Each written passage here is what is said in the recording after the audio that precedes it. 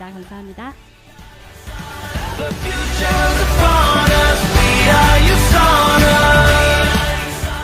여러분, 유산화에서 성공자라고 한다면 어디부터일까요? 다들 다이아몬드, 스타 이렇게 생각하실지 모르겠지만 이렇게 밖에 날씨도 좋고 그리고 10월의 마지막 밤인데도 불구하고 열정적으로 이곳에 오신 여러분들이 곧 성공자이지 않을까라는 저는 생각을 해보면서 저의 이야기를 시작해 보도록 하겠습니다. 여러분, 금수저의 늦둥이 그리고 흙수저의 늦둥이 시작부터 다르죠. 어때요?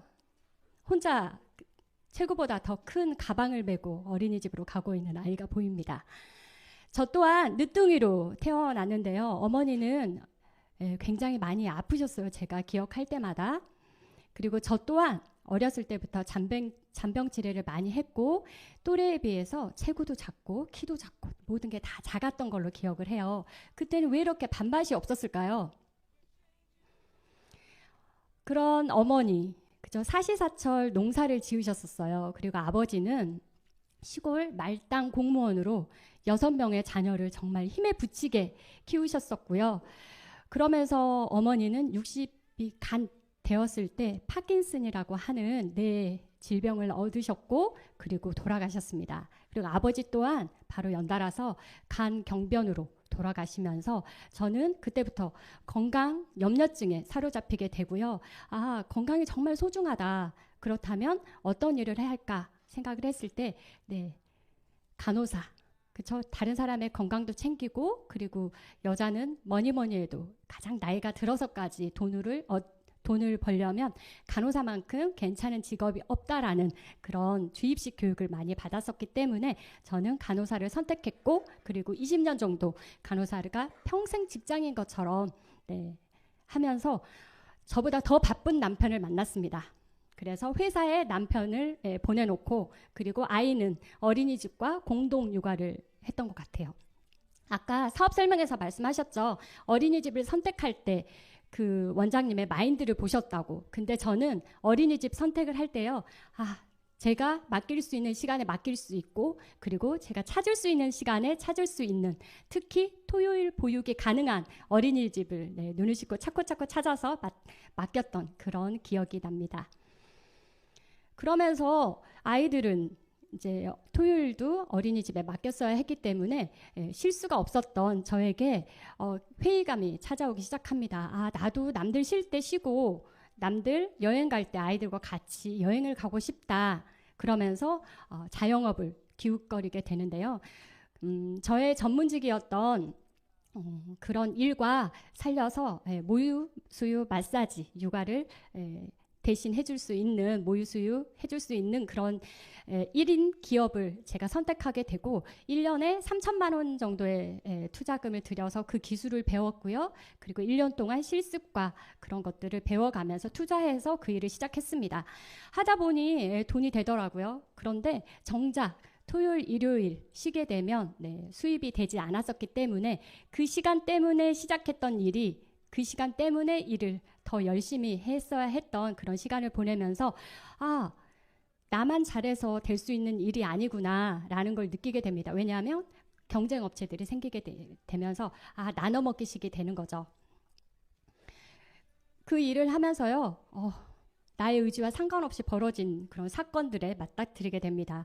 처음에는 신종플루가 왔었고요. 그리고는 메리스가 왔었고 지금도 창궐에 있는 코로나가 있죠. 이런 일들, 이런 사건들이 벌어지면서 저의 일은 더 힘들어지게 되더라고요. 그 무엇보다 나이가 들게 되었고요. 천재지변보다 더 무서운 리스크가 있다는 걸 알게 됩니다. 아프지 않을 자신이 없었고 그리고 평생 돈을 벌 자신도 없었고요. 그리고 무엇보다 늙지 않을 자신이 없었습니다.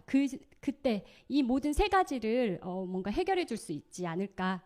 그런데 저는 이 세 가지에서 벗어날 수 없다라는 결론을 내리게 되었고요. 그때 저에게 유산화가 찾아옵니다. 이제 일이 많이 없다 보니까 같은 일을 하는 사람들은 어떤 일로 대책을 세우고 대안을 삼고 있을까 궁금했고 같은 일을 하는 사람들 중에 너무 즐겁게 일하는 모습이 보이는 거예요. 그 일이 유산화래요. 그래서 유산화가 궁금해졌고 그리고 그 제일 즐겁게 일하시는 분에게 제가 연락을 해서 빠른 시일에 미팅을 잡게 됩니다. 유산화가 몰랐을 때에는 정말 모르잖아요. 근데 알게 되면서 궁금해지기 시작했고, 유산화를 어떻게 하면 되지? 궁금했고요. 나의 건강을 챙기는 일이 사업의 시작이라고 했고, 그리고 다른 사람의 건강을 찾는데 도와주는 일이 다고, 그리고 무엇보다 가장 기초적인 세포에 영향을 주는 그런 과학적인 근거가 저를 움직이게 만들었습니다. 그러면서 유산화를 찾아보고 알아보는 그 사이에 그럼 내가 다른 자영업을 했던 그 7년 동안 유산화를 먼저 했더라면 어떤 결과가 나왔을까라고 많이 찾아봤겠죠. 그랬더니 그 7년 동안 저는 몸을 써가면서 그렇게 일을 했었는데 어떤 분은 유산화에서 7년을 투자해서 열심히 유산화를 했던 분을 봤더니 다이아몬드에 가 있는 거예요. 그래서 도구의 차이가 이렇게 같은 결과를 내지는 않는구나 라는 거를 생각을 하게 되는 그런 계기가 됩니다. 그 즈음에 이제 유산화도 하게 되고 그리고 부업인 모유 마사지 일을 하게 되면서 선택의 순간이 오게 됩니다. 내가 5년 동안 앞으로 주업이었던 마사지 일에 더 시간과 투자를 해서 더 열심히 해볼까? 아니면 내가 이제 파트너도 한 명씩 생겨가고 후원을 하고 이렇게 유산화로 시간을 좀 더 써보면 앞으로 나의 삶은 어떻게 달라질까라는 생각과 결단을 하게 되는데요. 제가 결단을 할 수 있었던 것들은 이 멘트였습니다. 내 인생의 5년 후에 내 모습이 어떻게 될 것인가를 생각해 봤습니다. 여러분들도 생각해 보신 적 있으시죠? 그런데요, 지금 5년 후를 생각할 게 아니라 5년 전에 어떤 모습이었는지를 보시면 될 거라고 생각이 듭니다. 5년 전에 내 모습이 어땠는지 지금 5년 후인 지금의 모습을 보게 되겠죠. 그렇다면 아무것도 하지 않으면 지금 이대로 쭉 가는 거라는 그런 결론을 내렸고요. 그렇다면 제대로 유산화를 해보자 라고 결단을 내렸고 저는 뒤돌아보지 않았고 그리고 옆도 보지 않았고 줄곧 앞만 보면서 일을 하게 됩니다. 그러면 도대체 유산화를 어떻게 하길래 이제 골드까지 갔고 그 이상으로 볼 수 있지? 궁금하시죠? 유산화는요. 그런 다른 자영업, 제가 했던 자영업이나 그리고 일반적인 직장과 일이 좀 달라요. 아시죠? 유산화는 꼼꼼히 따져보고 그리고 합리적인 소비 그리고 스마트한 소비자의 시대잖아요. 먼저 제가 소비자가 되어야 합니다. 그리고 소비자가 되어서 많이 좋아해야 됩니다. 제품을 먹지 않고 사업은 이루어지지 않죠. 그래서 애용을 하셔야 되고요. 그 다음 정보 전달을 하셔야 돼요. 내가 좋으니? 좋았어. 그리고 이걸 먹어보는 게 어때? 이걸 먹어보면 너도 이렇게 달라질 거야 라는 정보를 이렇게 전달을 하면서 이 일이 나만 하는 게 아니라 그 사람들과 함께 모두가 함께 제품을 전달하고 정보를 전달하는 거에서 유산화는 나에게 주급으로 줍니다. 그렇다면 어떻게 제대로 알고 일을 해야 할까요? 먼저 간호사가 되면요 4년 동안 공부를 하게 되죠. 이것으로 끝이 아니죠. 실전으로 들어가서 한 3년 정도는 열심히 일을 해야 합니다. 그래야 일이 소화할 수 있는 정말 일 잘하는 간호사가 되거든요. 그렇다면 유산화는 어떻게 일을 해야 할까요? 먼저 일머리를 잡으셔야 돼요. 이거에 대해서는 조금 더 이따가 다음 페이지에서 얘기하게 되고요. 그렇다면 유산화는 먼저 편견을 버리셔야 해요. 많이 사야 하는 거 아니야? 많이 산다고 하면 어때요? 사재기가 필요하겠잖아요. 그런 일이 아닙니다. 유산화는. 그럼 많이 팔아야 하는 일인가? 이 편견에서도 벗어나셔야 돼요. 많이 팔 수 있으면 좋겠죠. 훨씬 더 많은 사람들에게 전달할 수 있으니까. 하지만 유산화는 많이 팔아서 성공할 수 있는 일은 결코 또 아닙니다. 그렇다면 자발적인 재구매가 일어날 수 있도록 한 분, 두 분, 세 분 신중을 기해서 제품 전달 그리고 정보 전달을 하시면 되는 일이고요.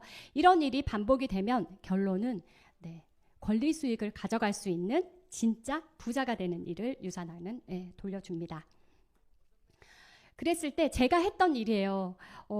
이 일은 제가 처음에 유산화를 알게 되고 그리고 나서 시스템에 참여하게 되는데 먼저 서콜을 했습니다.